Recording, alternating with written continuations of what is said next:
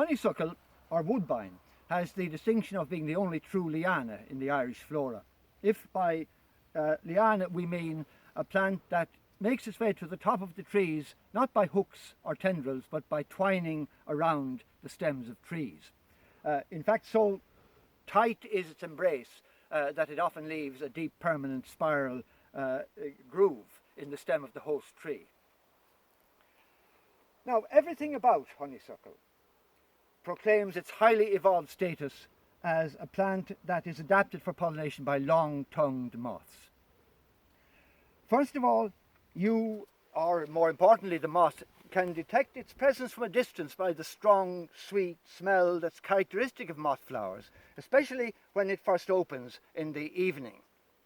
And then, having first been alerted to its presence by its smell, it can then pinpoint the location by the pale hues of the open flowers in the gathering dusk of summer evenings. So if we look a bit more closely at the flowers, you can see the corolla is a long curved trumpet-like tube in the bottom of which nectar is generously secreted.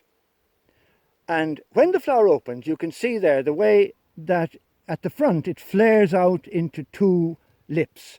You have an upper lip, the bigger and more prominent of them, with 3 little teeth at the end of it, and you have a lower lip which is narrower and more strap-like, and both are recurved backwards. The significance of that is that there is no convenient landing platform for an arriving insect, for an arriving moth. Now, honeysuckle is one of those flowers which shows us that to appreciate the pollination strategy, it isn't enough to see the flower just in 3 dimensions. In other words, at any one given here and now moment. You have to take account of what happens over time. And when you do that, you appreciate that pollination in many flowers is a floral dance in slow motion. The stigma matures in the bud, and the buds, before they get ready to flower, are in a more or less vertical position, but as they prepare to flower, they move from that vertical position into a more or less horizontal position.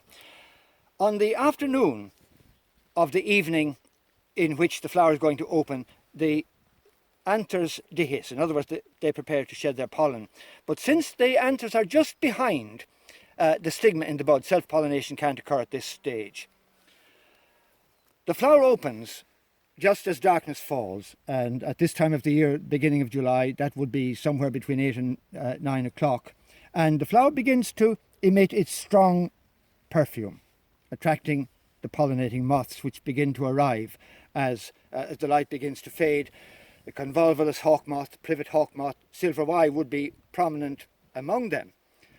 And you'll notice that at this stage, the stamens are held stiffly forward like the fingers of a hand, dehissing upwards, shedding their pollen upwards, so that they are in an ideal position for the arriving insect as it hovers, extracting the nectar from the corolla tube, in the ideal position to pick up pollen. And you notice the way at this stage the style and stigma stay towards the bottom of the flower, sometimes actually curve down away from the stamens, so that they're not in a position to pick up pollen from their own anthers.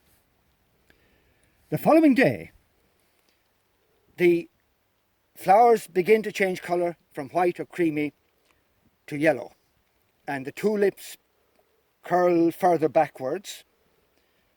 The stamens, having now shed their pollen, collapse down towards the bottom of the flower, and the style rapidly elongates upwards,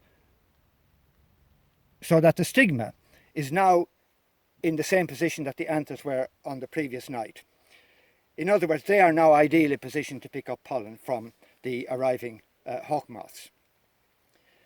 It is thought that moths have a strong preference for these white flowers, and the significance of that is that on subsequent nights, on night 2 or night 3, the arriving moths are going to be visiting flowers in the male stage, the white flowers in the male stage, first where they will pick up pollen, and then only later in the night, when they visit the yellow flowers, will they transfer the pollen they have picked up earlier onto the now receptive stigma.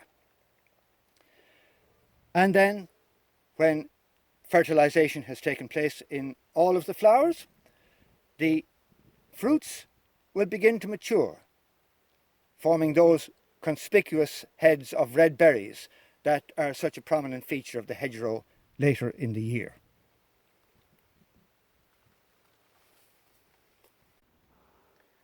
In the tradition of early Ireland, honeysuckle was regarded as the king of the trees because of its ability to twine its way to the top of the tallest trees in a forest.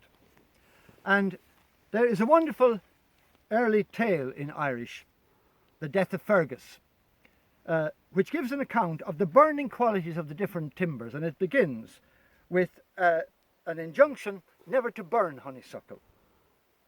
It's described as the monarch of the forests of Ireland, whom none may hold captive, whose mark of sovereignty is that he can hug all tough trees in his embrace.